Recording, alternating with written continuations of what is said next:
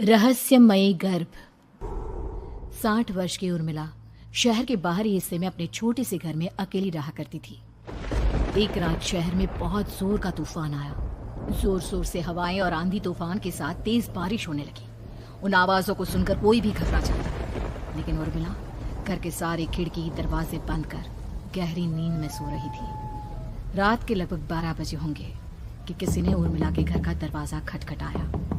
दरवाजे के खटखटाने की आवाज सुनकर उर्मिला की नींद खुलती है। आखिर इतनी रात को कौन आया होगा? उर्मिला जाकर दरवाजा खोलती है तो सामने लगभग 26 साल की बेहद सुंदर लड़की को खड़ा देख हैरान रह जाती है। कौन हो बेटा, और इतनी रात को इतने भयंकर तूफान में कहाँ भटक रही हो? चाची, आपने मुझे पहचाना नहीं? मैं आपकी दूर की रिश्तेदार शालिनी। अरे हाँ, बचपन में तुझे देखा था। इतनी जवान हो गई है, कैसे पहचान में आती। लेकिन तू यहाँ क्या कर रही है, और वो भी ऐसी अंधेरी तूफान भरी रात में? उर्मिला की बात सुनते ही शालिनी की आंखों से आंसू बहने लगे। वो फूट फूट कर रोने लगी। ये देखकर उर्मिला को कुछ समझ में नहीं आया और उसने शालिनी का हाथ पकड़कर घर के अंदर आने के लिए कहा।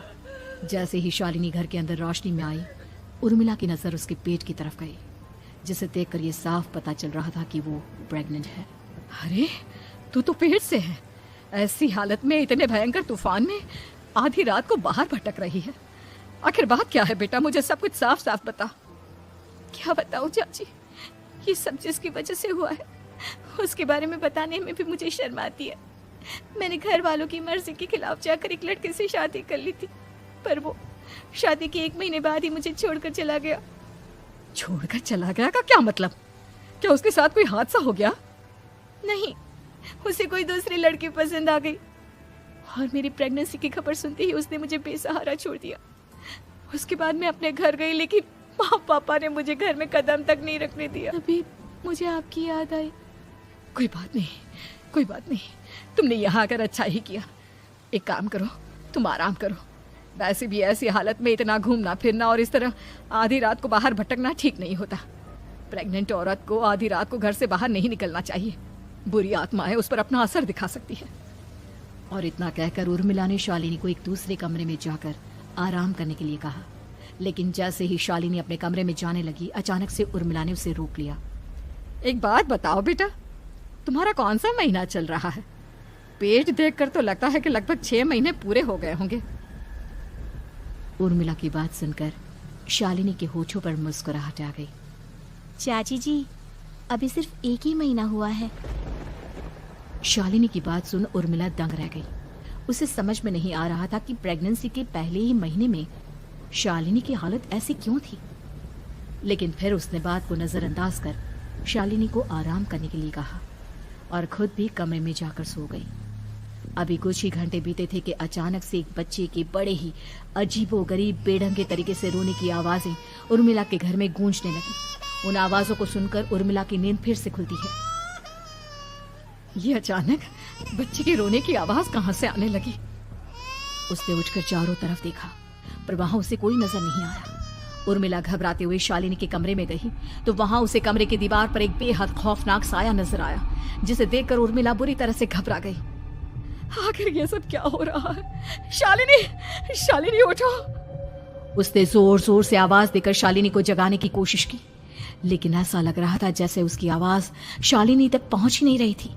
कमरे की दीवार पर एक बहुत बड़ा और बेहद डरावने दिखने वाले इंसान का साया और एक बच्चे के अजीबोगरीब ढंग से रोने और चीखने की आवाजें अब उर्मिला को ज्यादा डराने लगी थी। उर्मिला को शालिनी की चिंता सताने लगी और उसने पूरी ताकत के साथ चीखकर शालिनी को आवाज लगाई, शालिनी! तभी अचानक सब कुछ एकदम पहले जैसा हो जाता है और उर्मिला की आवाज सुनकर शालिनी की नींद खुलती है। क्या हुआ चाची, आप इतनी तेज क्यों चिल्ला रही हैं? आप ठीक तो है ना? अभी मैंने तुम्हारे कमरे में कुछ अजीब सा देखा। तुम ठीक हो ना शालिनी? मुझे यहाँ एक बच्चे के रोने की आवाजें आ रही थी। लगता है आपको मेरी कुछ ज्यादा ही चिंता हो गई है। आपने मेरी प्रेगनेंसी के बारे में कुछ ज्यादा ही सोच लिया होगा। मैं एकदम ठीक हूँ, आप आराम से सो जाइए। इतना कहकर शालिनी ने उर्मिला को फिर से अपने कमरे में जाने के लिए कहा और खुद भी जाकर सो गई। पर अब उर्मिला की आंखों से नींद गायब हो चुकी थी। अगली सुबह जब शालिनी उठी तो वो सीधा उर्मिला के पास आई। गुड मॉर्निंग चाची। तभी अचानक उर्मिला की नजर शालिनी के पेट पर पड़ती है, जिस पर नीले रंग से एक अजीब सी आकृति नजर आ रही थी। शालिनी, ये तुम्हारे पेट को क्या हुआ? मैंने इतनी औरतों को देखा है, ऐसा तो किसी के साथ नहीं होता। शालिनी ने जैसे ही अपने पेट की तरफ देखा तो उसे वहां कुछ भी नजर नहीं आया। चाची कुछ भी तो नहीं है, सब कुछ एकदम नॉर्मल है। आपको क्या अजीब लग रहा है? इससे पहले कि उर्मिला उसके सवाल का कोई जवाब देती, अचानक से शालिनी के पेट में जोर जोर से दर्द होने लगा। वो बुरी तरह दर्द से तड़पने लगी। चाची, चाची। ये सब देखकर उर्मिला बहुत घबरा गई। उसने धीरे धीरे शालिनी के पेट को सहलाना शुरू किया, लेकिन शालिनी का दर्द कम नहीं हुआ। उर्मिला जाकर रसोई से पानी का गिलास लेकर आई और शालिनी को पानी पिलाने की कोशिश करने लगी। ले बेटा, पानी पी ले, तुझे आराम मिलेगा। ले ले। नहीं चाची, मुझे बहुत तेज दर्द हो रहा है। अरे थोड़ा पी ले बेटा। जैसे ही उर्मिला ने शालिनी को पानी पिलाया, उसने देखा कि गिलास में बचा पानी का रंग नीला पड़ गया और शालिनी की आंखें अजीब हो गई। उसके पेट पर बच्चे का एक डरावना चेहरा नजर आने लगा। ये सब देखकर उर्मिला की डर से हालत खराब होने लगी, पर तभी शालिनी का दर्द ठीक हो गया। बेटी, अभी तुम्हारा दर्द ठीक है तो ऐसा करो, तुम थोड़ी देर आराम कर लो। शालिनी को आराम करने के लिए कहकर उर्मिला तेज कदमों से चलकर घर से बाहर निकल जाती है और पास ही रहने वाली एक औरत कालिंदी के पास पहुंचती है। अरे उर्मिला बहन, बड़े दिनों बाद दिखाई दी, क्या हुआ? बहुत घबराई हुई सी लग रही हो, सब ठीक तो है ना? क्या बताओ कालिंद बहन, मेरी एक दूर की रिश्तेदार आई हुई है, वो पेट से है और उसके साथ ना अजीब अजीब चीजें हो रही है। अब उर्मिला सारी बात कालिंदी को बताती है, जिसे सुनने के बाद काले जादू और तंत्र विद्या की माहिर कालिंदी एक ताबीज बनाकर उसे देती है। बहन, मुझे शालिनी पर किसी बुरी आत्मा का साया लगता है। ये ताबीज ले जाओ, आज रात को 12 बजे उसे पहना देना, फिर सब ठीक हो जाएगा। उर्मिला ताबीज लेकर घर वापस आती है और अब आधी रात के होने का इंतजार करने लगती है। जैसे ही आधी रात होती है, वो नींद में सोई शालिनी को ताबीज पहना शांति से अपने कमरे में आकर अपने पलंग पर लेट जाती है। अब सब ठीक हो जाएगा। ये सोचकर उर्मिला शांति की एक सांस ही लेती है कि तभी अचानक उसकी आंखों के सामने कुछ ऐसा आता है जिसे देखकर उर्मिला डर से चीखने लगती है। तुम कौन हो? कौन हो तुम? जाओ यहाँ से, जाओ जाओ यहाँ से। तभी उर्मिला की एक जोरदार दर्द भरी डरावनी चीख वहां पर गूंज गई। उर्मिला की आंखों के सामने एक बच्चा खड़ा हुआ था, जिसका पूरा शरीर किसी बूढ़े की तरह नजर आता था, लेकिन मुंह किसी नवजात बच्चे की तरह था। उसकी आंखें गुस्से से लाल थी और वो घूर घूर कर उर्मिला की तरफ देखा जा रहा था। कौन हो तुम? कौन हो? उर्मिला के चीखते ही वो बच्चा जोर जोर से रोने लगा। घबराकर उर्मिला ने अपने हाथों को अपने कानों पर रख लिया। उसकी समझ में नहीं आ रहा है कि आखिर ये सब उसके साथ क्या हो रहा है। कौन हो तुम? कौन हो? क्या चाहते हो मुझसे? जाओ जाओ यहाँ से, आखिर तुम हो कौन? तभी अचानक से उर्मिला के पूरे घर में लाल रंग की रोशनी फैल गई। वो बच्चा धीरे धीरे कदमों से चलता हुआ उर्मिला की तरफ बढ़ने लगा। किसी नवजात पैदा हुए बच्चे के जैसे उसके रोने की आवाज अब उर्मिला के कानों में गूंज रही थी। लेकिन कुछ ही सेकंड में वो चुप हो गया और उसने बेहद खतरनाक आवाज में उर्मिला के सवाल का जवाब दिया। मैं वो हूँ जो अब तक पैदा नहीं हुआ, लेकिन जब मैं पैदा हो जाऊंगा तो वो होगा जो अब तक कभी नहीं हुआ। ये क्या कहना चाहते हो तुम? ऐसा क्या हुआ जो अब तक नहीं हुआ? तबाही होगी, तबाही। सब कुछ खत्म हो जाएगा और ये जो लड़की मुझे जन्म देने वाली है, मैं उसका खून पी जाऊंगा, सारा खून।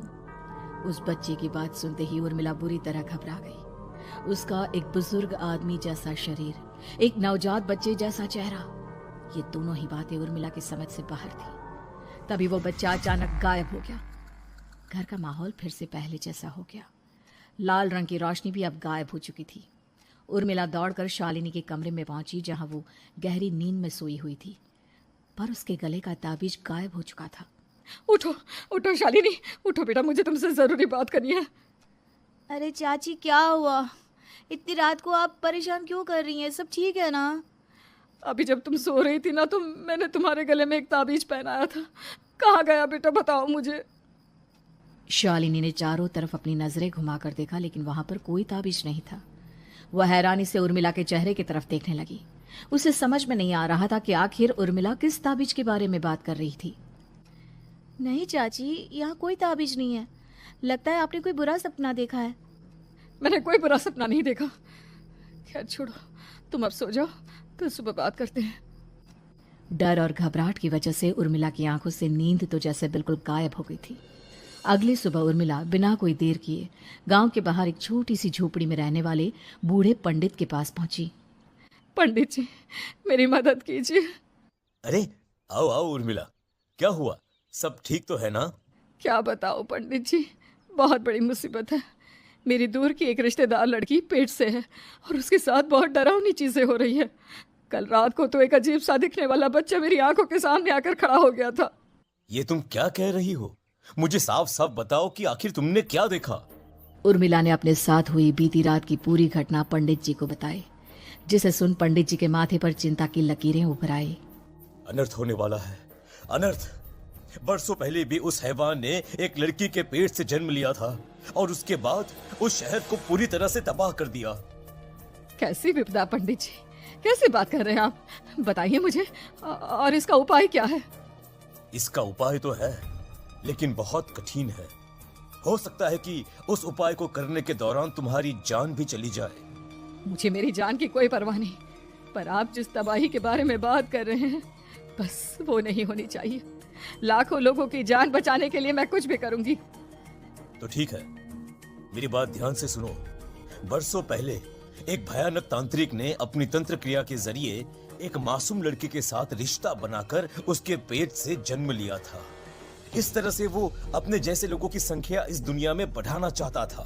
आपके कहने का मतलब है कि शालिनी के पेट से भी उस शैतान को जन्म लेना है, इसलिए उसने उसके साथ ये सब किया है। ठीक पहचाना तुमने। अब मैं तुम्हें एक ऐसा सिंदूर दूंगा जिसे तुम्हें ले जाकर उस लड़की के पेट पर लगाना होगा। क्या ऐसा करने से सब कुछ ठीक हो जाएगा? नहीं उर्मिला, ये सब इतना आसान नहीं। उस लड़की के पेट पर सिंदूर लगाने के बाद तुम्हें उसका पेट काटकर उस हैवान को बाहर निकालना होगा। नहीं पंडित जी, मैं ये सब नहीं कर सकती। मैं भला एक जिंदा लड़की के पेट को अपने हाथों से कैसे काट सकती हूँ? अगर तुमने ऐसा नहीं किया तो कुछ ही दिनों में वो हैवान उस लड़की के शरीर से जन्म लेगा और उसके शरीर के सारे खून को पीकर अपनी ताकत को बढ़ाएगा। उसके बाद वो धीरे धीरे इस पूरे शहर को तबाह कर देगा। यहाँ पर कोई जिंदा नहीं बचेगा। लेकिन अगर मैं उसके पेट को काट दूंगी तो क्या वो जिंदा बच पाएगी? अगर शालिनी को कुछ हो गया तो, अगर उसकी मृत्यु हो गई तो? ऐसा कुछ नहीं होगा उर्मिला, तुम्हें अपने मन को पक्का करके ये काम करना ही होगा। सिंदूर लेने के बाद उर्मिला झोपड़ी से बाहर निकलने ही वाली थी कि तभी पंडित जी ने उसे पीछे से आवाज देकर रोका। उर्मिला, उस लड़की का पेट काटकर हैवान को बाहर निकालना ही काफी नहीं होगा। तुम्हें ध्यान रखना होगा कि ये सब करते हुए उस बच्चे का जो आधा बूढ़े का शरीर है उस पर सिंदूर की एक बूंद भी ना लगने पाए, क्योंकि अगर ऐसा हुआ तो वो तुम्हें और बाकी सबको कच्चा खा जाएगा। पंडित जी की बात सुन उर्मिला की आंखें फटी रह गई और उसके शरीर में डर की लहर दौड़ गई। फिर भी उसने हिम्मत की। ठीक है पंडित जी, मैं पूरी कोशिश करूंगी कि मैं उस हैवान को वहीं के वहीं खत्म कर पाऊं। इसके बाद उर्मिला तेज कदमों के साथ घर वापस आती है।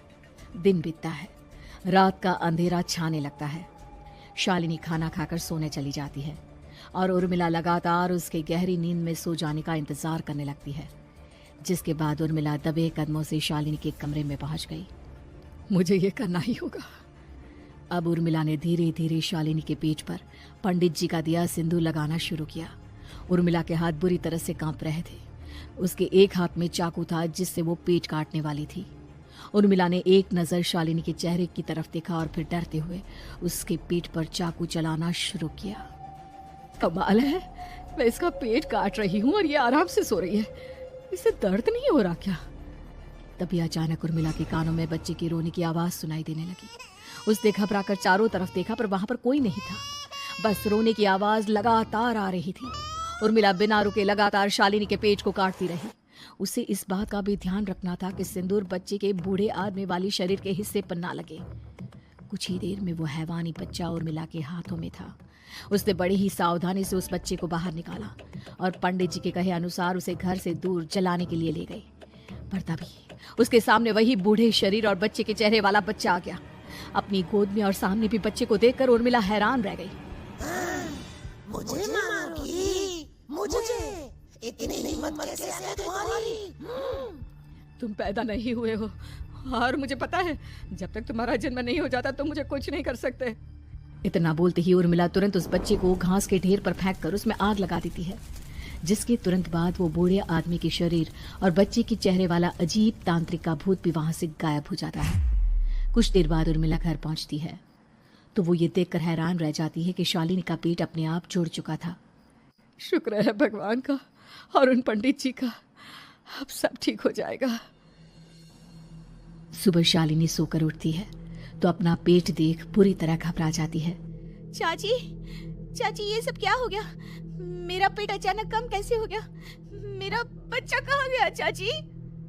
बेटी, वो बच्चा नहीं एक खतरनाक तांत्रिक था जो तुम्हारी कोख से जन्म लेकर सबको मार देना चाहता था। वो पैदा होते ही तुम्हारी जान भी ले लेता, इसलिए मैंने पंडित जी के बताए उपाय से उसका खात्मा कर दिया है। अब सब ठीक है। शालिनी को उर्मिला की बात समझ में नहीं आती, जिसके बाद शालिनी को पूरी बात उर्मिला आराम से समझाती है। अब वो दोनों ही भगवान का शुक्र अदा करती हैं और एक साथ रहने लगती हैं।